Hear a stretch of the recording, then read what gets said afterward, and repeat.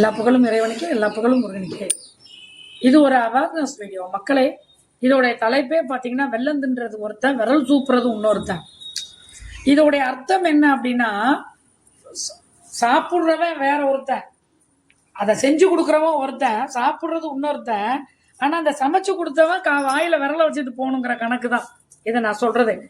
ஏன்னா நாங்க cloud kitchen, நாங்க ஈவினிங் ஆனா கிளவுட் கிச்சன் பண்ணிட்டு இருக்கோம். இந்த கிளவுட் கிச்சனுடைய என்ன மெத்தட் அப்படின்னு பார்த்தீங்கன்னா, எங்களுக்கு ஜொமேட்டோ டெலிவரி இன்னொரு ஆப் நியூவாக ஓப்பன் பண்ணியிருக்காங்க. அது இதுல இருந்தெல்லாம் வரும்.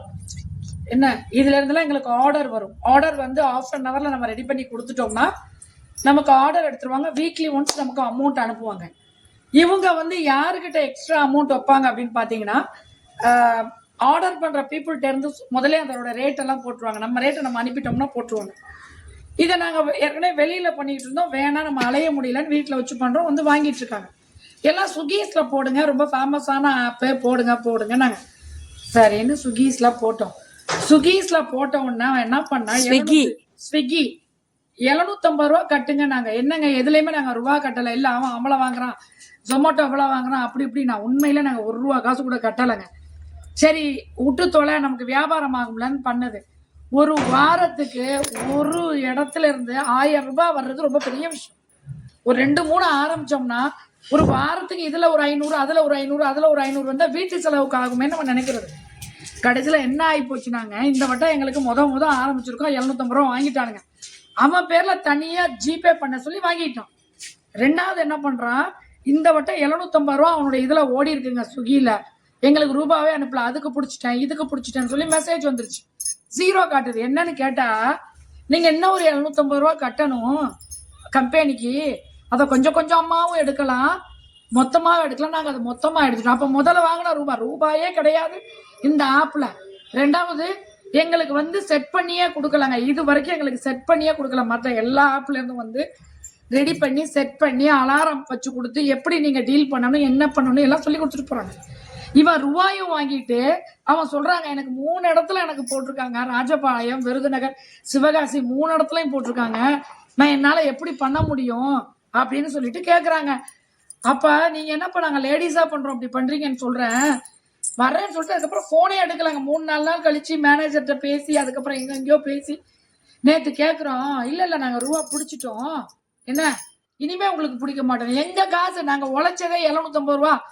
உழைக்கிறதுக்கு முன்னாடி, நாங்க எங்களுடைய பொருளை விற்கிறதுக்கு முன்னாடி, உங்களுக்கு கொடுக்கறதுக்கு முன்னாடி 750 ரூபா நான் கொடுத்து வேற பண்ணியிருக்கேன். உனக்கு எதுக்கு நான் காசு கொடுக்கணும்?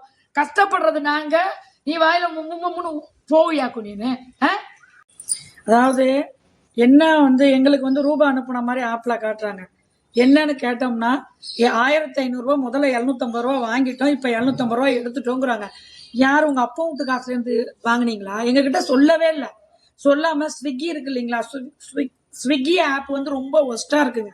எங்க கிட்டையும் வாங்கிக்கிறது, கஸ்டமர்ட்டையும் வாங்கிக்கிறது. அப்ப யார், நாங்க உழைச்ச காசு? நேற்று அவ்வளவு ஆர்டர் வந்ததுங்க, நாங்க எடுக்கவே இல்லைங்க. எங்க வீட்டு வருமானத்தையும் எங்க வீட்டு காசையும் நீங்க எடுத்து சாப்பிட்றதுக்கு யாருங்க உங்களுக்கு பர்மிஷன் கொடுத்தா? ரெண்டாவது என்ன சொல்றாப்புல, 1500 ரூபாய் மொத்தமா எடுத்துட்டோம். நாங்க விற்கிற பொருளுக்கு எங்களுக்கே பொருளுடைய அமௌண்ட்டும் கொடுக்கல, லாபமும் இல்ல. நீ திங்கிறன்னா நீ என்னத்துக்கு திம்ப? இது ரொம்ப பெரிய கொள்ளையா இருக்குங்க. இது பகல் கொள்ளையா இருக்கு. வெள்ளந்திங்கிறது ஒருத்தன், விரல் சூப்புறது இன்னொருத்தன்.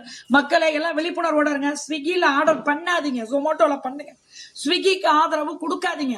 ஏமாத்து வேலைகள் ரொம்ப இருக்கு. இது என்ன ஆங்கிலேயர்கள் நம்மளை கொள்ளையடிச்சதை விட மோசமா இருக்கு? நான் பொருளை போட்டு பண்ணுவானா, இவன் பொருளோட காசையும் அதோட லாபத்தையும் எக்ஸ்ட்ரா லாபத்தையும் வச்சு இவன் எடுத்துக்குவானா? நான் விரல் சூப்பிட்டு இருப்பேனா? இது என்ன போர்ஜரியா இருக்கு? இத ஸ்விக்கியில இருக்கிறவங்க கண்டுபிடிச்சு என்னங்கிறத பார்த்து சொல்லுங்க. எனக்கு ஒரு வாரத்துல ரூபா வரலன்னா நான் கன்சியூமர்ல போட்டு இழுன்னு இழுத்து சந்தி சிரிக்க வச்சிருவேன். ஜாக்கிரதை. எந்த ஊருன்னு சொல்லிருங்க. நாங்க சிவகாசியில இருந்து பேசுறோம். எல்லாமே இங்க வந்து கூகுள் பேல எல்லாம் அவன் காசு வாங்கிக்கிறான். இங்க எல்லாம் சுருட்டுற வேலையா தான் இருக்கு. இதை என்ன ஏதுங்கிறத பாருங்களா. கன்சியூமர்ல போட போறேன். எனக்கு எல்லா ஆதாரமும் வச்சிருக்கேன். நான் கையில ரூபா அனுப்புனதுல எல்லாம் வச்சிருக்கேன், போட போறேன் கன்சியூமர்ல.